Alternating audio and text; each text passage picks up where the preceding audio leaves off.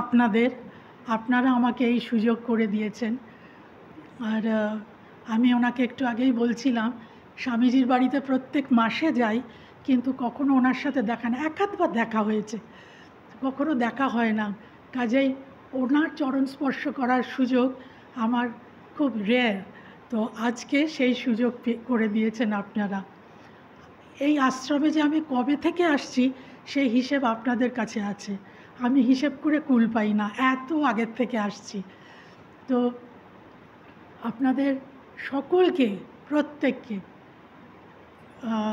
কর্মকর্তাদের, ভক্তদের, সদস্যদের প্রত্যেককে আমি জানাই আমার অন্তরের শ্রদ্ধা, ভালোবাসা, আন্তরিক শুভেচ্ছা এবং অশেষ কৃতজ্ঞতা।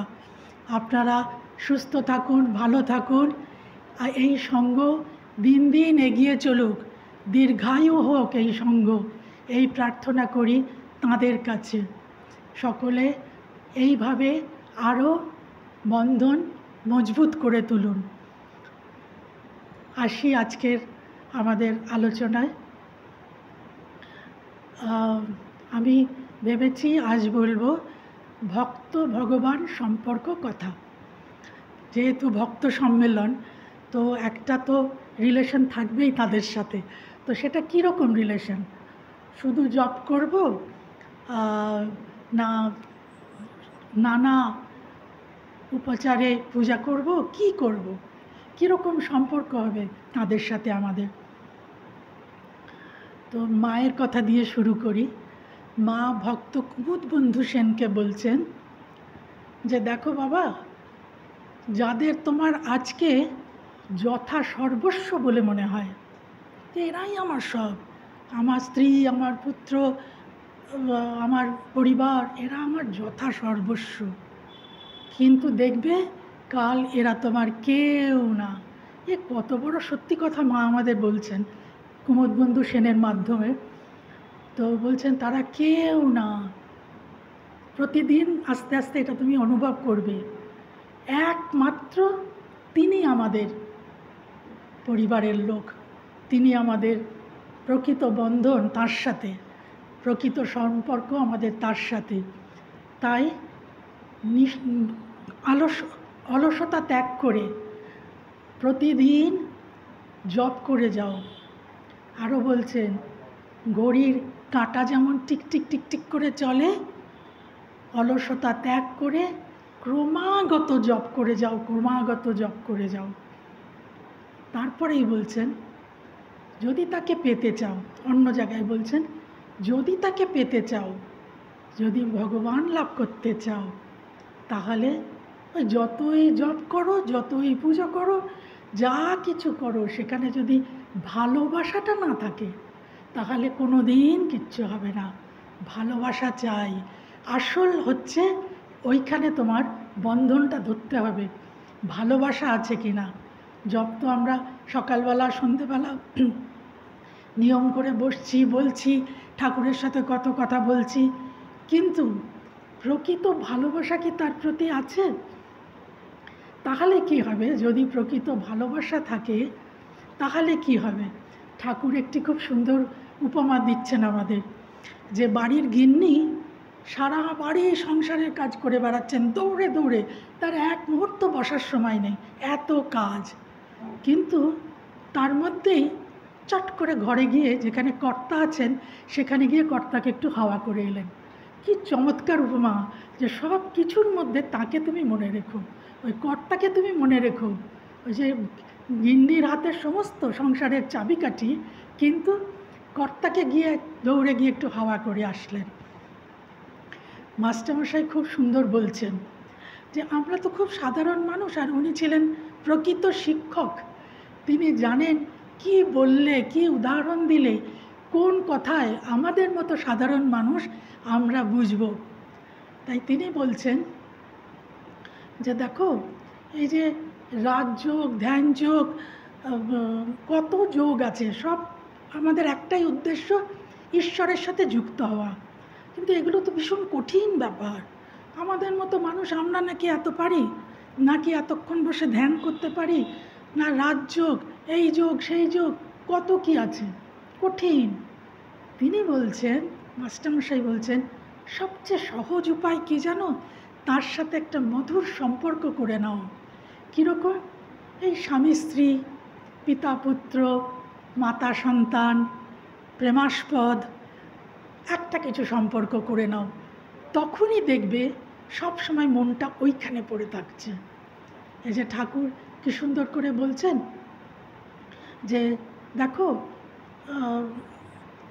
এই যে আমরা এত কিছু করছি সব সময়, কিন্তু একবারও মনে হয় না যে ওগো মা, তোমাকে আমি ভীষণ ভালোবাসি। উনি গেছেন কালীতলায়, গিয়ে দেখছেন পুরুষরা বসে আছেন কালীতলায়, মন্দির ওখানে সব হচ্ছে, পুজো টুজো হচ্ছে। ওনারা একটা গামছা পেতে নিয়েছেন, গামছাটা হচ্ছে টেবিল, চারপাশে ওরা বসে তাস খেলছে। ঠাকুর বলছেন দেখো, এখানে বসে তাস খেলছে, তবুও একবার ভুলেও বলে না যে মা, তোকে বড্ড ভালোবাসি রে, তোকে ছাড়া থাকতে পারি না, তোকে আমি দেখতে এসেছি, এ কথা কেউ বলে না। তাস খেলাটাই তাদের ইম্পর্টেন্ট সব সময়। তো এই যে মাস্টারমশাই বলছেন একটা সম্পর্ক করে নাও, কঠিন সম্পর্ক। আমার এটা ক্ষুদ্র বুদ্ধিতে আমার মনে হয় যে উনি সম্পর্কের কথা বলছেন, যে ঠাকুরের সাথে, ঈশ্বরের সাথে যাতে আমাদের সম্পর্ক হয়। ঠিক সেরকমই আমরা দেখি বিনোদনের মাধ্যম তো নাটক।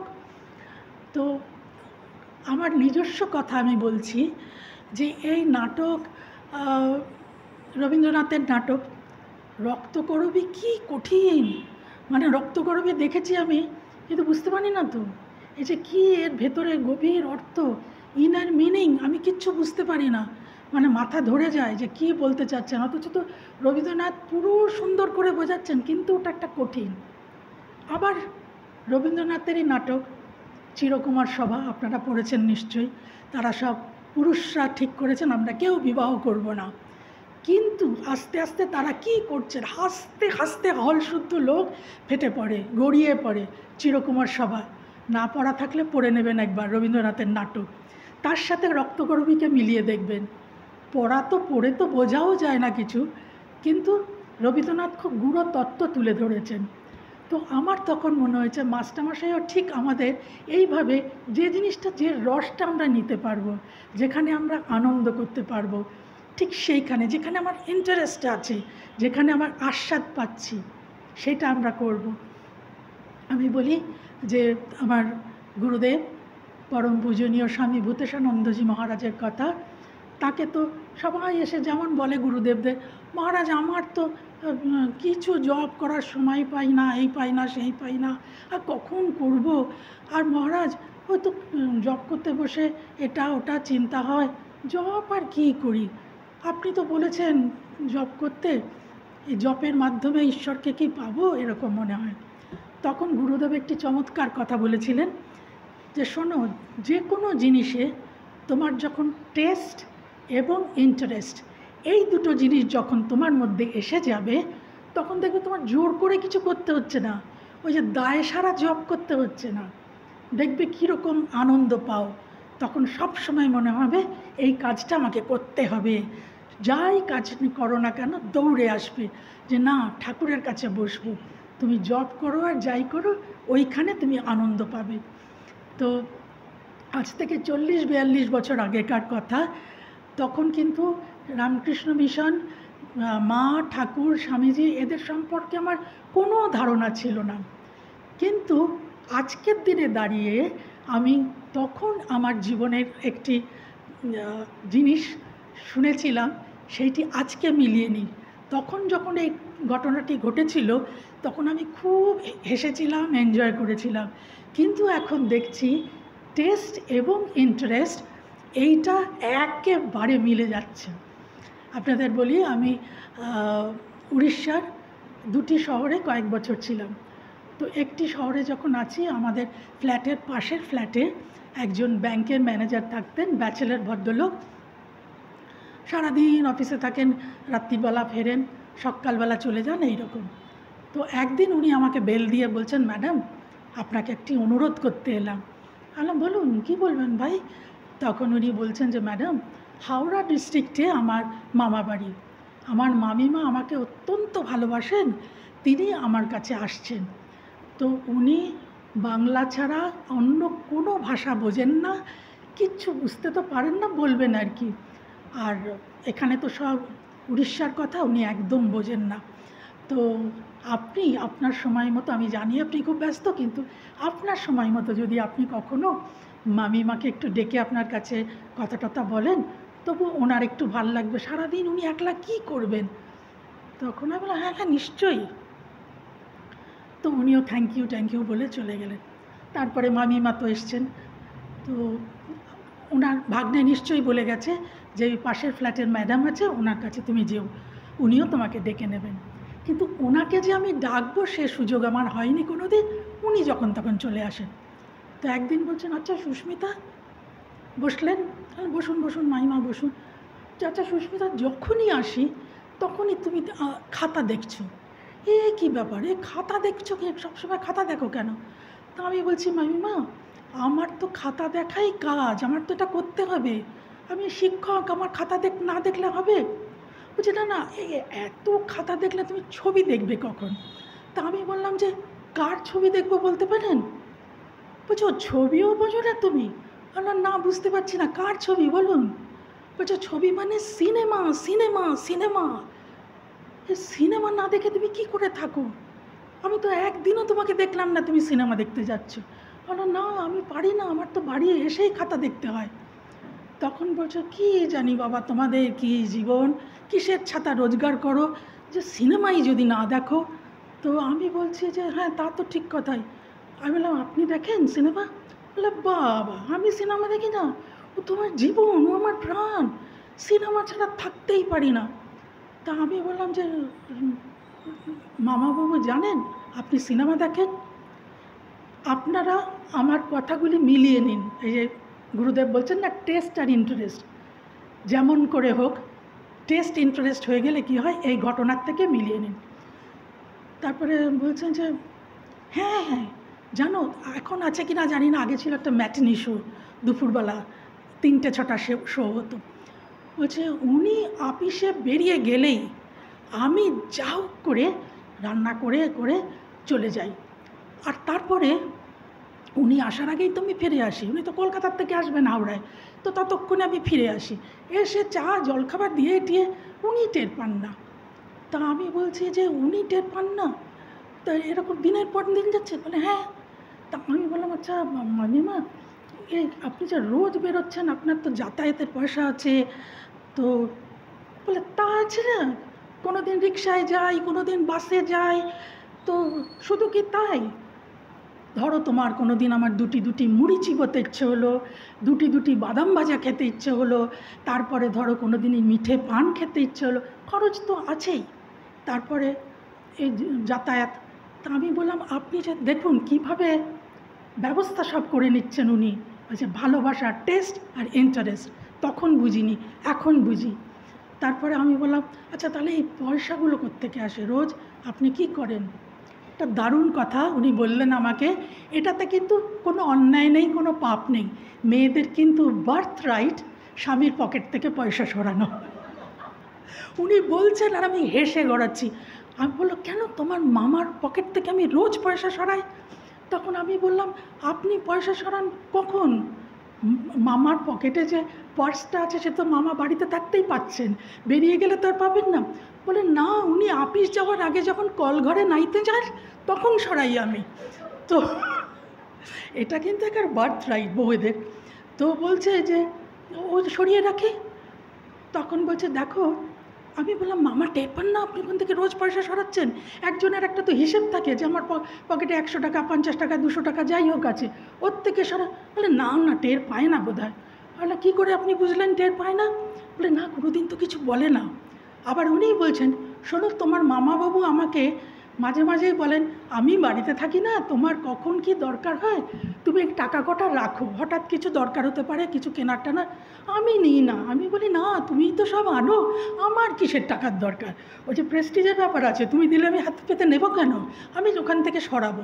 তার মধ্যে খুব একটা বীরাঙ্গনা আর কি, বীরত্বের ভাব আছে, ওখান থেকে তুমি টের পেলে না, আমি সরালাম। তারপরে বলছেন, দেখো অনেক দিন এমন হয় যে খুব ভালো করে রান্না টান্না নেই, কিন্তু তোমাকে তো ওই 2টোর সময় বেরোতে হবে, তোমাকে আমি শিখিয়ে দিচ্ছি। এই ছবি যখন দেখতে যাবে, ভাতের সাথে না মোটা মোটা করে পেঁয়াজ কেটে নেবে, খেয়ে দেখো অমৃত। ওই পেঁয়াজ ভাজা আর ভাত দিয়ে খেয়ে ছবি দেখতে চলে যাবে। এই দেখুন, ঠাকুর বলছেন না যে ওই হবিষ্যি, স্বামীহারা মেয়েরা তখন যে হবিষ্যি করতেন শুধু ওই কাঁচকলা আলু সেদ্ধ দিয়ে ভাতে ভাত, বলে ওইটা আমার প্রিয়। কারণ রান্নাঘরে গিয়ে 10 রকম রান্না করতে গেলেই তো সময় নষ্ট হচ্ছে, কখন ঠাকুরের নাম করব। তো বলছেন ওইটি আমার প্রিয়। তো মামিমা আমাকে শেখাচ্ছেন যে মোটা মোটা করে পেঁয়াজ ভেজে ভাত দিয়ে খেয়ে দেখবে কি অমৃত, খেয়ে ছবি দেখতে চলে যাবে। এটা কিন্তু কোনো জীবন না। এই যে সংসার করছো আর রোজগার করছো, এটা কোনো জীবনই না। দেখুন কোথায় মনটা গেছে। আমি এই কথা কত জায়গায় বলি যে কি চমৎকার শিক্ষা উনি সেদিন দিয়েছিলেন, আমি সেটা বুঝতে পারিনি। তো এইভাবে আমাদের চলতে হবে সবসময়।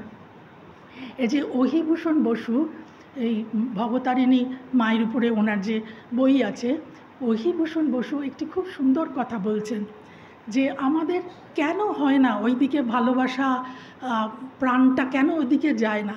দেখুন উনি লিখছেন যে আমরা ওই গীতা ক্লাসে কদিন গেলাম, তারপরে আর যাই না, পায়ে ব্যথা কী যাব, ওখানে কথামৃত ক্লাস হচ্ছে, কয়েকদিন গেলাম আর যাই না। তারপরে আবার ওখানে যাচ্ছি, লীলা প্রসঙ্গ ক্লাস হচ্ছে, আর যাই না, ভাল লাগে না, সংসারে আবার এসে রুটি করা এই করা ভাল লাগে না। এই কোনো না কোনো একটা অজুহাত করে এই যে একটা রেগুলার ওখানে যাওয়া, সেগুলো আমরা বন্ধ করে দিই। এগুলো আমরা পারি না, কখনো সেটাকে কন্টিনিউ করতে পারি না। কাজেই এই যে একটা সম্পর্ক যদি আমরা পাতিয়ে নিতে পারি, মাস্টারমশাই যা আমাদের শেখাচ্ছেন, সম্পর্ক পাতিয়ে নিলেই আমরা কিন্তু এটা করে নিতে পারি। যে ঠাকুর বলছেন কথামৃতের মধ্যে আমরা পাই যে অনেকেই বলে তো যে রাধা কৃষ্ণ কোনোদিন ছিল কি না এর তো কোনো প্রমাণ নেই, এই অতি কথা গল্প কথা এর কোনো মানে নেই। তখন ঠাকুর কথামৃতের মধ্যে বলছেন রাধাকৃষ্ণ মানো আর না মানো, টানটুকু লও। এই যে দুজনের মধ্যে যে টান, এই টানটুকু লও, আর কিচ্ছু করতে হবে না। তোমাদের এই তর্ক বিতর্ক, রাধা ছিলেন কি না, কৃষ্ণ ছিলেন কি না, তারা কোথায় ছিলেন, এসবের দরকার নেই। আমি পড়েছি একটি জায়গায় যেখানে কৃষ্ণ তখন দ্বারকাধীশ, তো স্বর্গে এরকম বিচরণ করছে, হঠাৎ রাধার সাথে দেখা। তখন রাধার তো খুব অভিমান, তখন রাধা বলছে কি দ্বারকাধীশ কেমন আছো, এতদিন পরে দেখা হয়েছে। দিলেন উনি আঘাতটা কৃষ্ণকে, কি দ্বারকাধীশ কেমন আছো। তখন কৃষ্ণ বলছেন রাধা তুমি আমাকে এই কথা বলতে পারলে, তুমি আমাকে দ্বারকাধীশ বললে, খুব কষ্ট পেয়েছেন তো রাধার কাছ থেকে এই ব্যবহার। তখন বলছেন জানো রাধা, আমি আজও তোমার কানহা, আমি তোমার কানাইয়া, তুমি আমাকে দ্বারকাধীশ বলো না। তখন বলছে জানো রাধা, তোমার কথা যখনই আমার মনে হয় তখনই আমার চোখে জল চলে আসে। তখন রাধা বলছেন আমার এসব মনে হয় না, যখন তোমার মনে হয় আমাকে তখন তোমার চোখে জল চলে আসে। বলছে তোমাকে তো আমি আজও ভুলতেই পারিনি, মনে আসার কথা কি করে আসবে, ভুললে তবে তো মনে পড়বে, তোমাকে তো আমি ভুলতেই পারিনি, মনে আসবে কি করে। তখন বলছেন উনি আবার কষ্ট পাচ্ছেন তো শ্রীকৃষ্ণ। তখন রাধা বলছেন আমি চোখে জল আসতে দিই না, কেন জানো, তুমি তো সব সময় আমার দু চোখের মাঝে রয়েছো, আমি যদি চোখে জল আসতে দিই তাহলে তুমি তো ধুয়ে যাবে, তুমি তো আমার চোখে আর থাকবে না, আর চোখে জল এলে আমার চোখ সবসময় ঝাপসা হয়ে থাকবে, আমি তোমাকে দেখতে পাবো না, তাই আমি তোমাকে ভুলতেও পারিনি এবং চোখে জলও আসতে দিই না। এই যে ঠাকুর যে বলছেন না টানটা নাও। একদিন শ্রীকৃষ্ণ নগর পরিক্রমায় বেরিয়েছেন, তো উনি রথে করে যাচ্ছেন, সঙ্গে সাথী একজন আছেন। তো উনি দূর থেকে দেখছেন শ্রী রাধা দাঁড়িয়ে রয়েছেন গাছের তলায়। তো তখন উনি আস্তে আস্তে সারথি ঘোড়া বন্ধ করে আস্তে আস্তে নামছেন। তখন ওনার সাথী বলছে, তো বুঝতেই পারছেন ওকে, রাধাকে দেখেই উনি নেমে যাচ্ছেন। তখন বলছেন যে ওকে, তখন বলছেন ও রাধা। তখন বলছেন রাধা, রাধাকে? বলছে শ্রীকৃষ্ণ বলছেন, এই ত্রিভুবনের সকলে আমার কাছে আসে, আমি যাই রাধার কাছে। এই যে আমার প্রেমাস্পদ, আমার প্রিয়তম, আমার প্রিয়তমা, যে যেভাবে পারে তাকে সেইভাবে আপন করে নিয়ে ভালোবাসো, তাহলে দেখবে কখনো তোমার এই ভালোবাসার থেকে উনি এতটুকু বিরাম পাচ্ছেন না, সব সময় এই ভালোবাসাটা আসছে। তো এই যে আমাদের এক রানী, তিনি খুব গোবিন্দ ভক্ত ছিলেন। তিনি সব সময় রাজাকে বলতেন, রাজা কোনো রকম ঠাকুর দেবতা কিছুর মধ্যে নেই।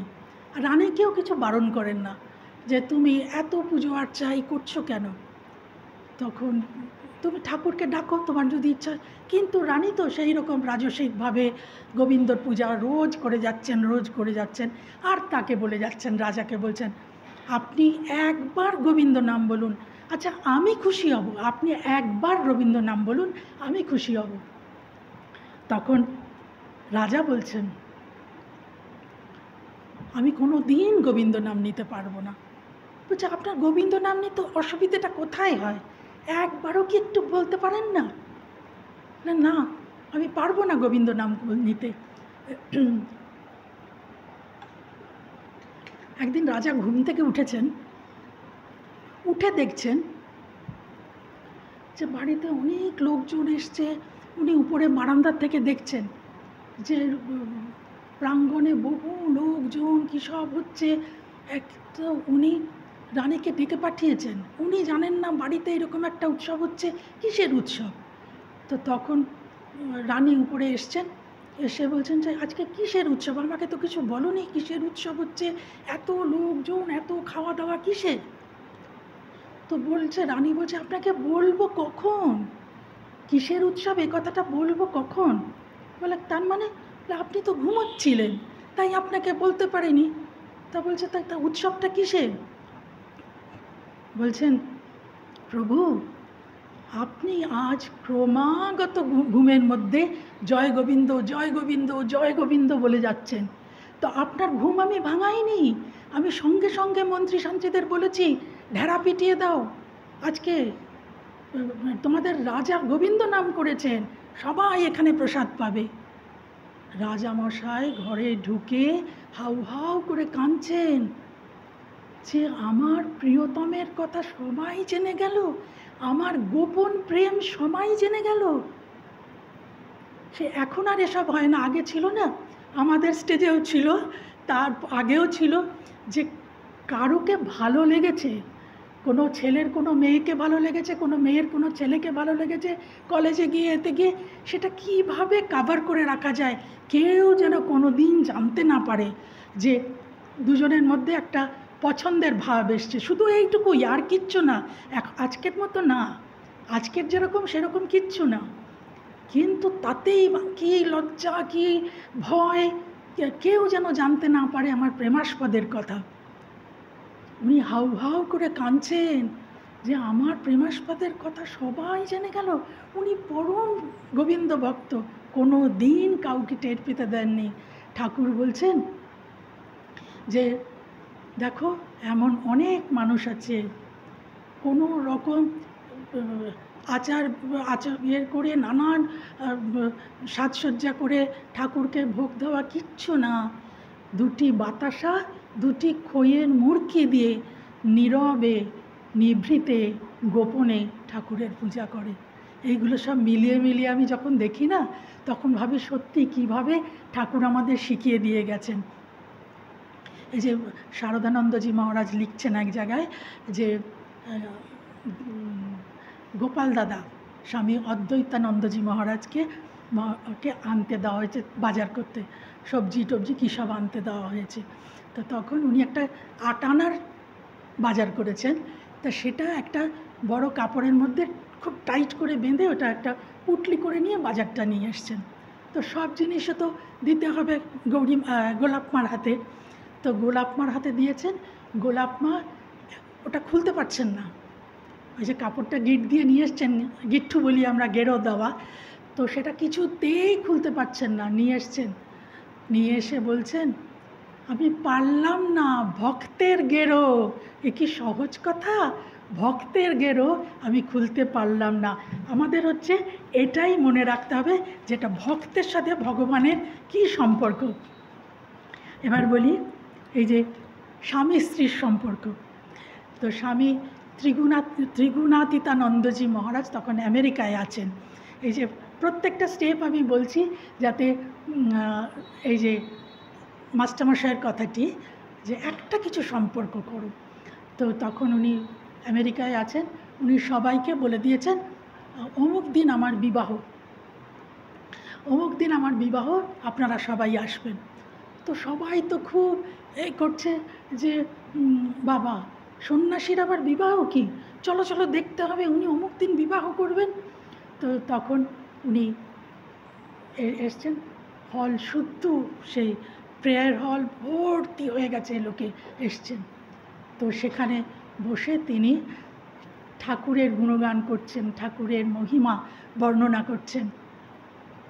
এই করতে করতে তিনি সমস্তটা শেষ করে খুব সুন্দর একটি মালা পরিয়ে দিলেন ঠাকুরের গলায়, দিয়ে বললেন, আমি নববিবাহিতা বধূ, আমি ঠাকুরের সাথে আমার বিবাহ হলো, ঠাকুরের সাথে আমি পরিণয়ে আবদ্ধ হলাম, আমার দেহ মন প্রাণ সব কিছু তাকে আমি সমর্পণ করলাম। আজ থেকে তিনি আমার সব কিছু। যেমন একজন স্ত্রী আসেন স্বামীর সাথে, শ্বশুর বাড়িতে আসেন, সবটুকু সংসার তার ঘিরে চলে, তার স্বামীকে সবার জন্য যত্ন করছেন। এই যে রবীন্দ্রনাথ খুব সুন্দর একটি বলছেন, যখন নববধূ আসে, তাকে যখন বরণ করে তোলা হয়, সে ঘোমটাটা তুলে যদি আগে তার স্বামীকে দেখে নেয়, তার প্রভুকে দেখে নেয়, কর্তাকে দেখে নেয়, তখন তার সংসারে কোনো কষ্ট হয় না। আমাকে এই ঘরে থাকতে দিল, এই ছোট ঘরটা আমাকে দিল, এরা ওই বড় ঘরটাও দিতে পারত, কিন্তু সব কিছু মেনে সব সময় হাসি খুশি থাকছেন, আমার স্বামী খুশি হবেন। দেওররা ননদরা সবাই যখন এসে বলছে, কোনো কথা শোনাচ্ছে, বাড়ির 5টা লোক কথা শোনাচ্ছে, গায়ে মাখে না, কারণ ওদের খুশি করতে পারলেই আমার স্বামী খুশি হবেন।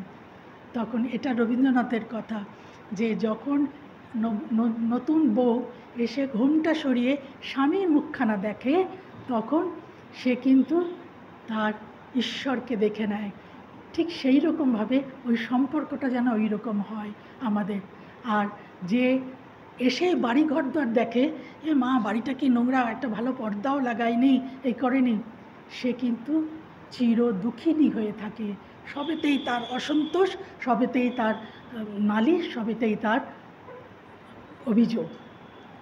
আচ্ছা, ঠাকুর বলছেন, ভক্তের কথা ঠাকুর বলছেন যে ভক্ত ভগবানের চেয়ে অনেক বড়।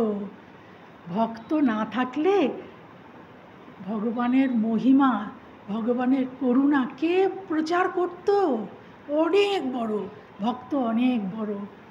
আর ভক্ত ভগবানকে বুকে করে নিয়ে বেড়ায়, এমন ঐশ্বর্যর, এমন শক্তিশালী ভগবান, একটা তো সাধারণ মানুষ তো ভক্ত, সে বুকে করে নিয়ে যাচ্ছে, তাহলে তার কত শক্তি, সে কত মহান, কত বড়। আমরা বলি পিতা আর কন্যার সম্পর্ক। এই যে আপনারা হয়তো অনেকেই জানেন, আমার 1 ঘন্টা সময়, তো অনেকেই জানেন ওই যে টাইমস অফ ইন্ডিয়ার একটা সাপ্লিমেন্ট আসে, স্পিকিং ট্রি, তাতে বিভিন্ন মানুষ, ভক্তেরা নানান রকম তারা যা উপলব্ধি করেছেন, নানান ঘটনা ওখানে সমস্ত সত্য ঘটনা সব বর্ণনা করা থাকে। ওখানে আমি একটি গল্প পড়েছিলাম স্পিকিং ট্রিতে, তো পুরোটাই ওটা ইংরেজিতে আসে। তা একটি গল্প পড়ছি যে প্লেন উড়ে যাচ্ছে, আর ভীষণ একটা বাজে আবহাওয়ার মধ্যে পড়েছে। তো সেই বাজে আবহাওয়ায় পড়াতে সে প্লেন একেবারে এরমভাবে নেমে যাচ্ছে, আবার উঠছে, এয়ার পকেটে পড়ছে, আর সে অত লোক, প্লেন শুদ্ধ লোক চিৎকার করছে, কান্নাকাটি করছে, নারী পুরুষ নির্বিশেষে সবাই চিৎকার করছে। আর মাঝে মাঝে এয়ার হোস্টেস এসে মাইকে অ্যানাউন্স করছে, আপনারা একটু স্থির হয়ে বসুন, একটু স্থির হয়ে বসুন, আমরা একটা বাজে সিচুয়েশনের মধ্যে পড়েছি, সব ঠিক হয়ে যাবে, ক্যাপ্টেনরা আছেন, ওরা সব ব্যবস্থা করছেন, ওরা চেষ্টা করছেন। সে ওর কথা শোনার মতো অবস্থা কারণ নেই, আমরা থাকলে আমাদেরও হতো না। একদম হুশ করে নিচে নামছে, সবাই চিৎকার করছে, প্রাণ বেরিয়ে যাচ্ছে, তো আবার উঠছে, আবার নামছে। তো এক ভদ্রলোক যিনি ঘটনাটির কথা উল্লেখ করছেন, তিনি দেখছেন একটি মেয়ে, অল্প বয়সী 17-18 বছরের মেয়ে, সে কিন্তু চুপ করে বসে আছে। এরা যে সবাই এত চিৎকার করছে, ও তো ছোটো মেয়ে, ওর তো অনেক বেশি চিৎকার করার কথা। তখন উনি খালি ওর দিকে তাকিয়ে না নিজের মধ্যে সাহস আনার চেষ্টা করছে যে ওইটুকু মেয়ে, ও তো ভয় পাচ্ছে না, ও কি করে চুপ করে আছে, আর আমি একজন বয়স্ক মানুষ, আমি কি করে এ করব, ওকে দেখে তো শিখতে হবে আবার। তো যা হোক, খুব কষ্ট করে ক্যাপ্টেনরা তো প্লেনকে ল্যান্ড করিয়েছে। সবাই কাঁদতে কাঁদতে, মানে কেউ বাঁচার কথা না, কাঁদতে কাঁদতে প্লেনের সিঁড়ি দিয়ে নামছে, লাইন দিয়ে নামছে। তখন এই ভদ্রলোক এই মেয়েটিকে গিয়ে জিজ্ঞাসা করছে যে তুমি আমাকে একটা কথা বলবে, যে তুমি এই যে সবাই চিৎকার চেঁচামেচি করছে, তুমি কি করে এরকম চুপ করেছিলে? ওখানে লিখছেন ভদ্রলোক, ও হাত পা স্ট্রেচ করছে করছে, যেন কিছুই হয়নি, একটু আরাম করছে, হাত পা স্ট্রেচ করে আবার একটা গল্পের বই পড়ছে, আবার গল্পের বইটা উল্টে রাখছে। তো উনি অবাক হয়ে গেছেন। তো উনি বলছেন, এগুলো তুমি কি করে করলে এইটুকু বয়সে? এত সাহস তোমার কি করে হলো, এত শক্তি, তুমি কি করে এত বড় বিপর্যয়টা ফেস করলে? তখন ওই মেয়েটি বলছে, you know uncle, the pilot is my father, and I am confident that my father will take me home safely. এই যে বাবার উপরে আমার এই বিশ্বাস সব সময়, আমার এখনও এই গল্প বলতে গেলে কাঁটা দেয় গায়ে, যে he is my father, captain is my father, and I am confident. এই ভরসাটা, এই বিশ্বাসটা, উনি তো আমার বাবা, উনি সব করবেন আমার জন্য, আমার কিচ্ছু চিন্তা করার নেই, যতই বিপদে পড়ি, যাই পড়ি। ওই সেদিন আমি ওখানে একটি ঘটনার কথা বলছিলাম, একটি গরু ঘুরতে ঘুরতে জঙ্গলের মধ্যে চলে গেছে, আর পেয়েছে বাঘ। তো বাঘ ওকে তাড়া করেছে খুব জোর। তো বাঘ যখন তাড়া করেছে, সে তো পারছে না সমানে, গরু কি আর পারে বাঘের সাথে? কিছু উপায় না দেখে সামনে একটা পুকুর, তার মধ্যে গিয়ে লাফিয়ে পড়েছে। তো পুকুরের মধ্যে গিয়ে গরুটা লাফিয়েছে, ও বাঘটাও লাফিয়েছে, ওকে তো খাবে। তো তখন দেখছি এত কাদা যে ওখান থেকে বাঘও নড়তে পারছে না, গরুও নড়তে পারছে না, ভয়ঙ্কর কাদা। তো তখন গরু আর বাঘ দুজনে একদম কাছাকাছি আছে, কিন্তু ওকে যে গিয়ে খাবে সেই অবস্থা নেই, ওই এক পাও এগোতে পারছে না।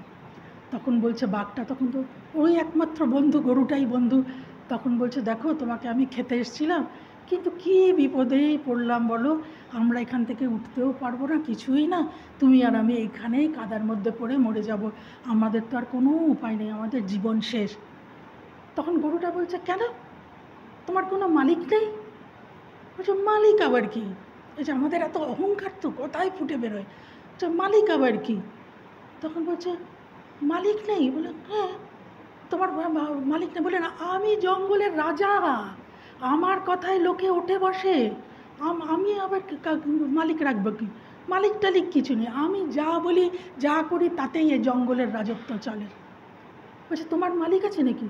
বলে হ্যাঁ, আমার তো মালিক আছে, আমি যখন সন্ধ্যেবেলায় বাড়ি ফিরবো না, ঠিক খালি গোয়াল দেখলাম, ঠিক মালিক এসে যাবে আমাকে নিতে। তখন বাঘ বলছে সে আবার কি, তোমার মালিক আছে? তুমি এত বড় একটা পশু, তোমার আবার মালিক? না হ্যাঁ, মালিক ছাড়া আমি থাকি না তো। এই বলতে বলতে সন্ধে হয়ে গেছে, দুজনে কথা বলতে বলতে এর মধ্যে গলায় গামছা দিয়ে নিয়ে তো ঘুরে বেড়াচ্ছে গরুর মালিক। তখন বলছে ওই দেখো আমার মালিক এসে গেছে। বলছে ও তো দেখছে যে মালিক এসছে, ওকে নিয়ে যাবে, ও তো কাদায় পড়ে রইল। তখন অনেক চেষ্টা করে, অনেক কসরত করে সেই গরুটাকে মালিক তো তুলেছে, তুলে তাকে পাড়ে এনেছে। আর গরুটার তো সারা গায়ে কাদা হয়ে গেছে। ওই কাঁধের থেকে গামছাটা খুলে নিয়ে গামছা ভিজিয়ে গরুটাকে পরিষ্কার করছে, সমস্ত শরীর পরিষ্কার করে দিচ্ছে।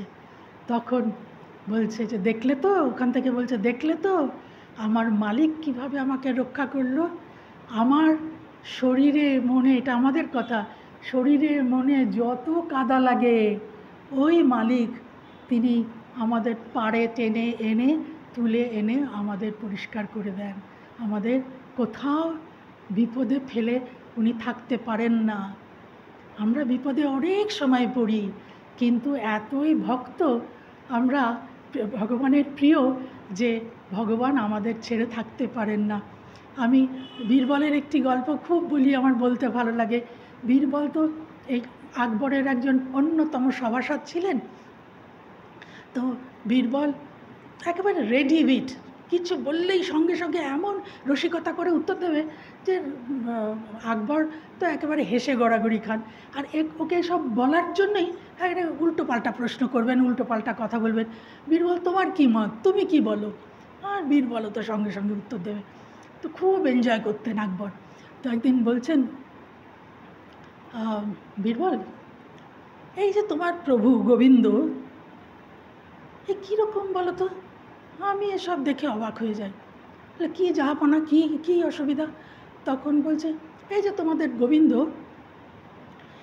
এই যে কোথাও কেউ তার ভক্তরা একটু কান্নাকাটি করছে, বিপদে পড়ছে, কোথায় অসুবিধায় আছে, চোখের জলে ভেসে যাচ্ছে, গোবিন্দ দৌড়ে চলে যায় সেখানে। কেন? তিনি একটা লোক রাখতে পারেন না?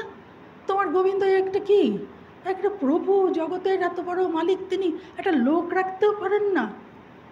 তখন বীরবল বলছেন জাহাপনা, আমাকে 2 দিন সময় দিন, আপনার এর উত্তরটা আমি এক্ষুনি দিতে পারছি না, 2 দিন সময় দিন, আমি আপনাকে বলে দেবো। তখন 2 দিন পরে ওরা তো তককে তককে থাকে, কী করে আকবরকে মানে বিপাকে ফেলবে, উত্তরটা দিতে হবে তো। তো একদিন সান্ধ্য ভ্রমণে বেরোচ্ছেন, লোকজন নিয়ে আকবর বেরোচ্ছেন। তো অনেক লোকজন, তার মানে পানীয়, খাদ্য, আরাম কেদারা সব নিয়ে উনি বেরোলেন সান্ধ্য ভ্রমণে। একটু 2-4 পা হেঁটে টেটে এসে তিনি নদীর ধারে এসে বসেছেন, বিশ্রাম করছেন। এদিকে আকবর করে বীরবল আকবরের যে নাতি তাকে কোলে করে সঙ্গে নিয়ে গেছেন। নিয়ে গিয়ে যখন উনি এসে বসেছেন, আরাম কেদারায় বিশ্রাম করবে বলে বসেছেন, বীরবল করেছে কি নাতিকে টুক করে জলে ধাক্কা দিয়ে ফেলে দিয়েছে। ওই নাতি জলে পড়ে গেছে, আকবর একেবারে লাফ দিয়ে গিয়ে জলে পড়েছেন, গিয়ে নাতিকে তুলে নিয়ে এসছেন। তখন বুকে নিয়ে বলছেন বাবা আমার প্রাণ চলে যাচ্ছিল, মানে উনিও কাঁদছেন, নাতিটাকে ফিরে পেয়েছেন। তো বীরবল চুপ করে আছে, সব শান্ত হয়েছে। তখন বলছেন যে আচ্ছা জাহাপনা, আপনি এত লোক লস্কর নিয়ে এখানে আপনি সান্ধ্য ভ্রমণে বেরিয়েছেন, আর ওইটুকু একটা নাতি আপনার পড়ে গেছে জলের মধ্যে, আপনি কেন লাফ দিলেন? আপনার এত লোকজন, তারা কেউ লাফ দিতে পারলো না? তাদের ছেড়ে দিয়ে আপনি লাফ দিয়ে পড়লেন তাকে বাঁচাতে? এত লোকজন, আপনার নাতি পড়েছে, তারা তো আগে দৌড়ে যাবে, আপনি কেন গেলেন? তখন আকবর বলছেন তুমি বীরবল, তুমি বুঝতে পারছো না, এই আমার নাতি তো আমার প্রাণ, আমার বুকের ধন, আমি কি করে অন্যদের উপর ভরসা করে থাকবো? তো বলছে জাহাপনা, ভক্তরাও কিন্তু ভগবানের বুকের ধন, তাকে ছেড়ে কি করে ভগবান থাকবেন? লোক পাঠাবেন, তার বিপদে লোক পাঠাবেন, না নিজে গিয়ে দাঁড়াবেন? আপনি কেন জলে ঝাঁপ দিলেন? বলছেন বীরবল, তোমার সাথে আমি আর পেরে উঠবো না।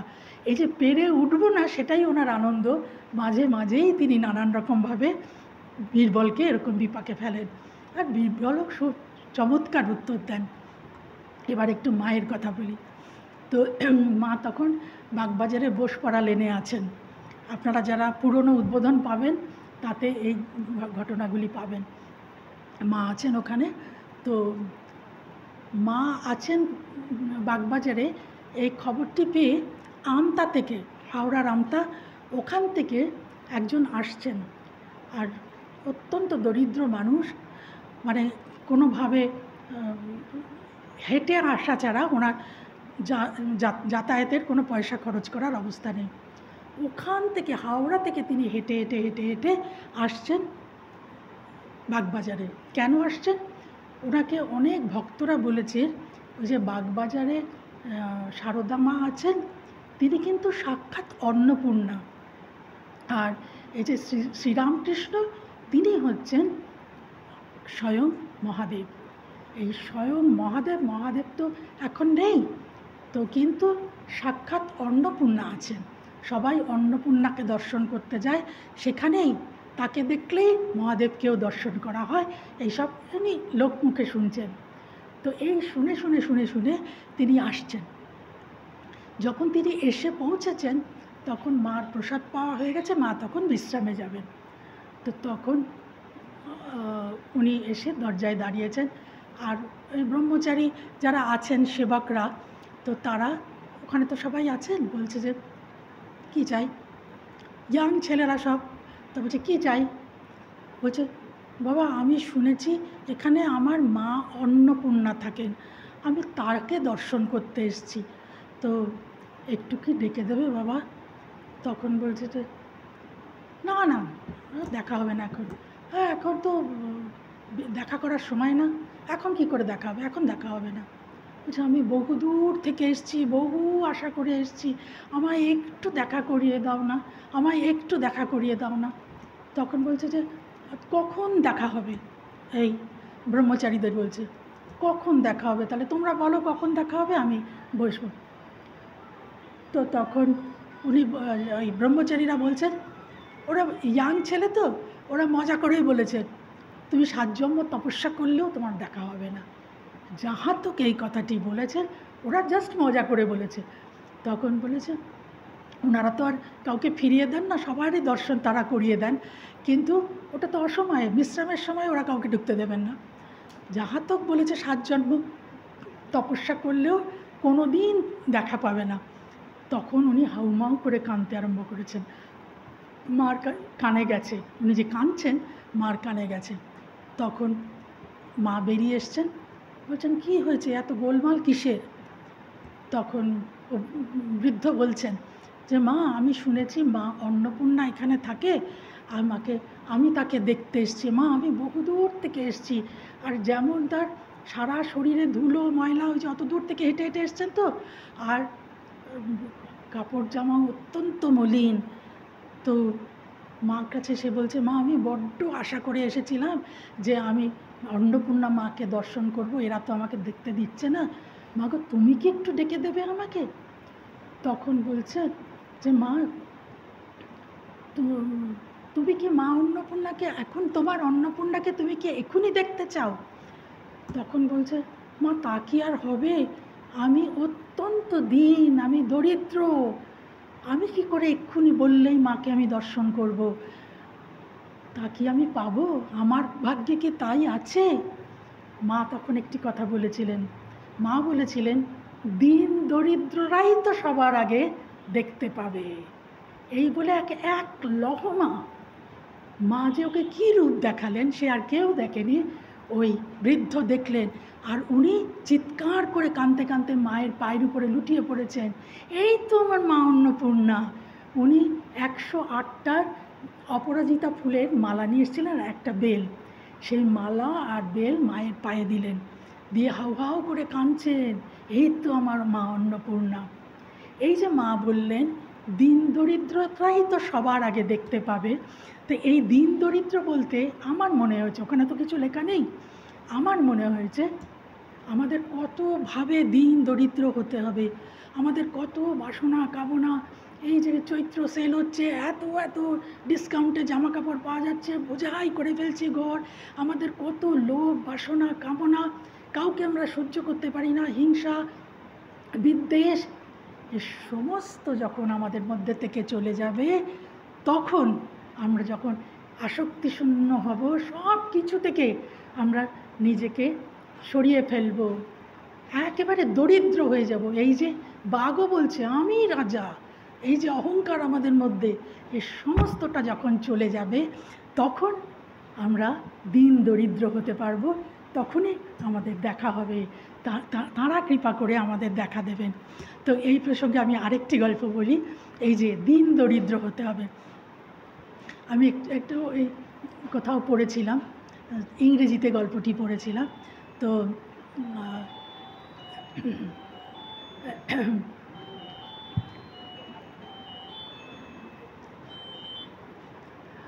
এই যে আমাদের 5টি আঙ্গুল, এই 5টি আঙ্গুলের মধ্যে একদিন তুমুল ঝগড়া বেঁধে গেছে যে কে রাজা হবে, আমাদের মধ্যে কে রাজা হবে। এই যে সর্বত্রই তো আমাদের অহংকার, ইগো, আমিত্ব এ সব সময় আছে। তো বলছে যে আমাদের মধ্যে কে রাজা হবে, কিছুতেই আর ঠিক হচ্ছে না কে রাজা হবে। তখন এত ঝগড়াঝাটি ঝামেলা হচ্ছে, কিন্তু কোনো রকম ডিসিশনে আসতে পারছে না এই 5 জনের মধ্যে কে রাজা হবে। তো তখন বললো চলো আমরা আদালতে যাই, আদালতে গিয়ে আমরা জিজ্ঞাসা করি, বিচারক মশাই আমাদের বলবেন কে রাজা হবে। তখন বলছেন ঠিক আছে, তোমাদের কার কি যুক্তি আছে রাজা হওয়ার জন্য, তোমাদের কার কি বক্তব্য আছে আমাকে বলো এক এক করে, তারপরে আমি বলে দেবো কে রাজা হবে। তো তখন প্রথমেই আমরা যাকে বৃদ্ধাঙ্গুষ্ঠ বলি, বুড়ো আঙ্গুল, কেন বলি বৃদ্ধ, যে ইনি প্রবীণ, এর অনেক অভিজ্ঞতা, হ্যাঁ, মানে অনেক দিন ধরে পৃথিবী দেখছেন, তাই তার এটা বৃদ্ধাঙ্গুষ্ঠ। তো ইনি বলছেন, বিচারককে বলছেন সবাই আমাকে বৃদ্ধাঙ্গুষ্ঠ বলে, আমার প্রচুর অভিজ্ঞতা, আমি সবাইকে বুঝতে পারি কার কোথায় অসুবিধা সুবিধা, সবাইকে আমি মানিয়ে গুছিয়ে নিয়ে রাজত্ব করতে পারবো, তাই আমি রাজা হতে চাই। বলছেন আচ্ছা আপনি বলুন। এটা তো আমরা তর্জনী বলি, সবসময় তর্জন করছে, তোকে না আমি দেখে নেবো, আমি যা বলছি আমার কথা যদি তুই না শুনিস না, দেখিয়ে দেবো তোর মজা, দেখিস এক মাঘে শীত যায় না, আমি তোকে দেখ। এই যে সবাইকে শাসন করছে, তর্জন গর্জন করে যাচ্ছে। বলছে বিচারক মশাই, শাসন তো আমার কাজ, আমার নাম তর্জনী, তর্জন করি, এ শাসন তো আমি করি, আমি করব। আচ্ছা মধ্যমা তুমি বলো। বলছে দেখুন আমার কীরকম রূপ, সবার থেকে লম্বা, আমি বহুদূর পর্যন্ত দেখতে পাই, কে কোথায় অন্যায় করছে, কে কী করছে, আমার মতো উচ্চতা কিন্তু কারণ নেই, এ সবাইকে আমি দেখতে পাচ্ছি, কেউ কিছু অন্যায় করলে আমি সেখানে গিয়ে বিচার করব, সেজন্য এই ক্ষমতা আমার আছে, আমি রাজা হব। তারপরে অনামিকা, রিং ফিঙ্গার, অনামিকাকে বলছে আপনি বলুন। তো রিং ফিঙ্গার বলছে যার কাছে অর্থ থাকে তারই কিন্তু ক্ষমতা। এই দেখুন, এই যে যত সোনা রূপো হিরে মণি মুক্তোর আংটি সবাই কিন্তু আমাকে দেয়, এই আমার হচ্ছে অর্থ আমার বল। কাজেই অর্থ না থাকলে কিন্তু কারো অভিজ্ঞতাই বলুন, কারো তর্জনী বলুন, কেউ কিচ্ছু করতে পারবে না, রাজ্য চালাবে কী করে, অর্থই তো নেই। তো সবাই এই সব বলছেন। তো তখন কেড়ে আঙ্গুল চুপ করে আছে। তো কেড়ে আঙ্গুলকে বলছেন আপনি কিছু বলুন, সবাই সবারটা বলছে, আপনি বলুন। তখন কেড়ে আঙ্গুল, যাকে আমরা কোড়ে আঙ্গুল বলি, কোন একদম ছোট কোড়ে আঙ্গুল বলছেন প্রভু ওদের মতো আমার বল নেই, শক্তি নেই, ক্ষমতা নেই, কিচ্ছু নেই, ধন দৌলত কিচ্ছু নেই আমার প্রভু। তবে প্রভু আমরা যখন ঠাকুর প্রণাম করতে যাই তখন সবার আগে আমি তার দর্শন পাই, আর সবাই আমার পেছনে থাকে, এইটুকু আমার আছে, আমার আর কিচ্ছু নেই। এই যে সমস্ত কিছু ত্যাগ, একেবারে দরিদ্র হতে হবে, দিন দরিদ্র, এই মায়ের মুখের কথা, যে দিন দরিদ্র হবে সেই কিন্তু দেখতে পাবে। এই যে আমি একটুখানি প্রায় শেষ হয়ে এসছে, একটি কথা বলি। গিরিশ ঘোষ নিজের মুখে বলছেন এই পায়েস খাওয়ানো ঘটনাটি বহুজন তাদের লেখার মধ্যে দিয়ে এটা দিয়েছেন, কিন্তু আমার সবথেকে ভালো লেগেছে স্বামীজির ভাই মহেন্দ্রনাথ দত্ত, উনি যেভাবে ঘটনাটি বর্ণনা করছেন।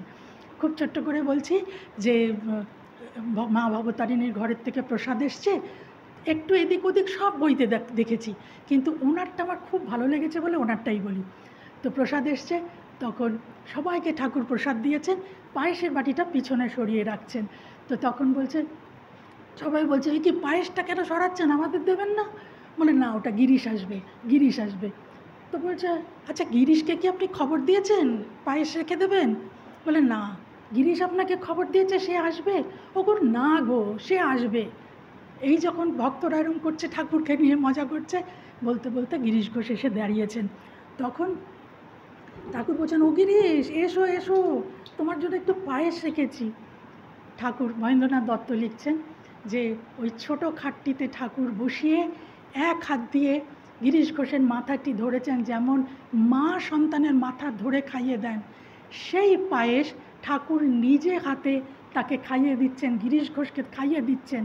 তারপরে যে মায়েরা করেন না, বাটিটা একদম চাচিমুচি আমরা বলি, একদম বুড়ো আঙুল দিয়ে নিয়ে গিরিশের মুখে ঢুকিয়ে দিচ্ছেন ঠাকুর, যাকে আমরা বলি চরিত্রহীন গিরিশ, লম্পট গিরিশ, কত রকম কথা বলা হয়। ঠাকুর চাচিমুচি বার করে ওই মাটির পায়েস খাইয়ে দিচ্ছেন গিরিশ ঘোষকে। এরপরে গিরিশ ঘোষ কী লিখেছেন সেইটা বলি। এই যখন উনি খাইয়ে দিচ্ছেন তখন বলছেন, আমি যে বুড়ো ধাড়ি তাহা আমার মনে রহিল না, আমি মায়ের বালক, মা খাওয়াইয়া দিতেছেন এই মনে হইল। সম্পর্কটা দেখুন কোথায় কোথায় যাচ্ছে। শুধু আমরাই যে সম্পর্ক করছি তা নয়, তাঁরাও আমাদের সাথে সেই সম্পর্কেই আবদ্ধ হয়ে আছেন। আমি বলি, শেষ করব একটি চিঠি দিয়ে। এই চিঠিটি মধুমিতা দত্ত নামে একটি মেয়ে ক্যালকাটা ইউনিভার্সিটির ইকোনমিক্সের ছাত্রী ছিল। 23 বছর বয়সে তার গাড়ি অ্যাক্সিডেন্টে মারা যায়। তো তার ওই টেবিল ঘাটাঘাটি করতে করতে তার বাবা তার ডায়েরিতে একটা চিঠি পেয়েছিলেন। সেই চিঠিটি তিনি উদ্বোধনের, আপনারা হয়তো জানেন, প্রাসঙ্গিকী বলে একটা ভাগ আছে, ওখানে পাঠকটা যে যা পারে দেয়। তো সেই চিঠিটি উনি দিয়েছিলেন। তখন স্বামী শিবপ্রদানন্দজি মহারাজ উনি ছিলেন ওখানে এডিটর। তো উনি চিঠিটি ছাপিয়ে দিয়েছিলেন। চিঠিটি একটু বড়, কিন্তু আজকে আমাদের এই প্রসঙ্গের সাথে যে কথাগুলি ম্যাচ করে তাই আমি বলছি। ভক্ত পরিবারের সন্তান তো, বাবা চিঠিটি উদ্বোধনে দিয়ে দিয়েছিলেন। খুব ভালো গান গাইতো, আঁকতো, পড়াশোনায় ভালো ছিল, টিভিতে রেডিওতে গান করতো। অকালে তার প্রাণ চলে গেল। তার সাথে ভগবানের কী সম্পর্ক গড়ে উঠেছিল সেটা আমার যা মনে হয়েছে আমি বলবো। চিঠি লিখছে সে, কোনো সম্বোধন নেই, তোমার কাছে এটাই আমার প্রথম চিঠি। আসলে অনেক দিন থেকেই ভাবছি জানো, তোমায় চিঠি লিখব, কিন্তু আলস্যে লেখা হয়ে ওঠেনি। তাছাড়া ভাবছি তুমি তো অন্তর্যামী, জানবেই তো আমি যে চিঠি লিখতে চাই সেটা তুমি জানবেই। আরেকটা কথা হলো, তুমি নাকি কারো দোষ ধরো না, তবে নিশ্চয়ই আমার দোষও ধরবে না। চিঠিটা দেখে তুমি খুব অবাক হবে, কোনো সম্বোধন নেই। তোমায় কি বলবো ঠাকুর? না, কেমন যেন দূরত্ব রাখা সম্বোধন। তাহলে প্রভু, তাও কেমন আন্তরিকতাহীন। জানো, তোমাকে আমার বড্ড আপন মনে হয়, বড় কাছের মনে হয়। তুমি আমার পিতাও নও, প্রভুও নও, তুমি আমার সর্বস্ব, তুমি আমার নিজের লোক, আপনার চেয়েও আপনজন। অনেকে তোমাকে নিয়ে ঠাট্টা করে, তোমার কথা নিয়ে ঠাট্টা করে।